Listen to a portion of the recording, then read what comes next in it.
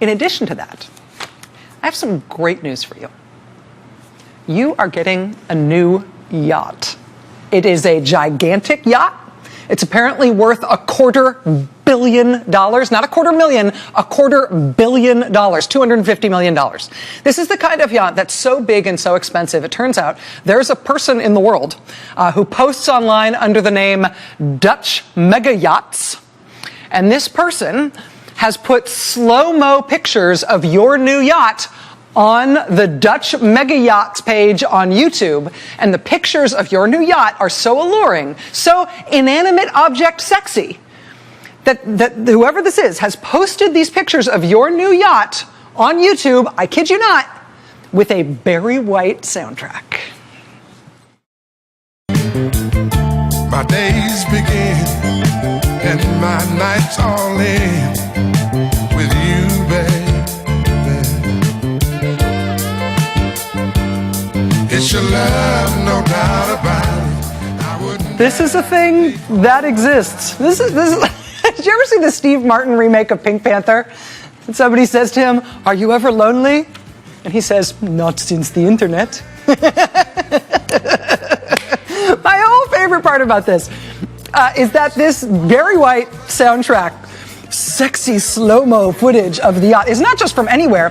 This is DutchMegaYachts.com. So their sexy pictures of the yacht have Barry White singing sexily to it while it sails like through the cargo container loading area of the industrial port city of Rotterdam. Baby, baby.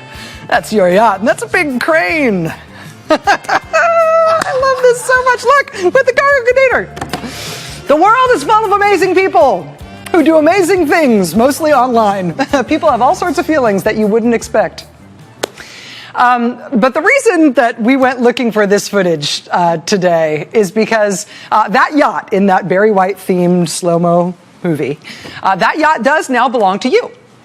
We also have slightly less glamorous footage of this same yacht being boarded by local law enforcement officers and FBI agents this past week. In Bali, in Indonesia.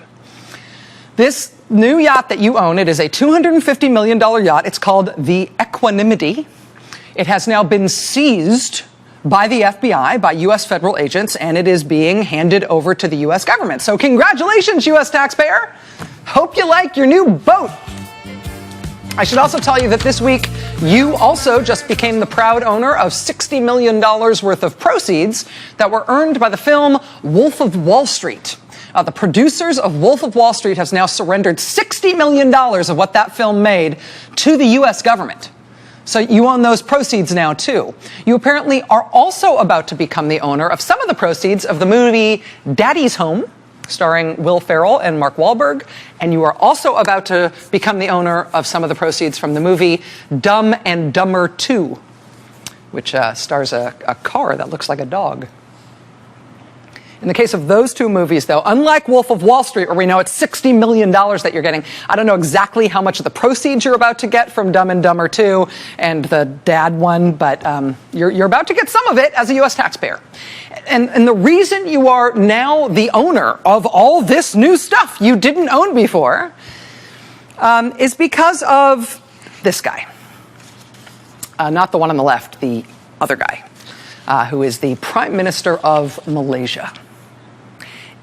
If you are the Prime Minister of a country and hundreds of millions of dollars suddenly show up in your personal bank account, you better have a really good explanation for that, right? I mean, Prime Minister jobs do tend to come with a nice salary, but not a hundreds of millions of dollars overnight kind of salary. A couple of years ago, though, somebody put almost $700 million into the bank account of the Prime Minister of Malaysia. And he really had no good explanation for it. For months, he just said it was nobody's business. It was his money. He said these allegations, these insinuations that there was anything inappropriate about this sudden infusion of $700 million into his private bank account, he said this was just his political opponents trying to undermine him. There was nothing to see here.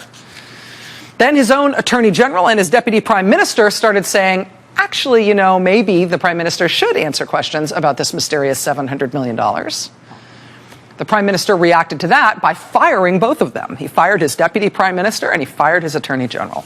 Prime minister then appointed a new attorney general to look at the circumstances of that money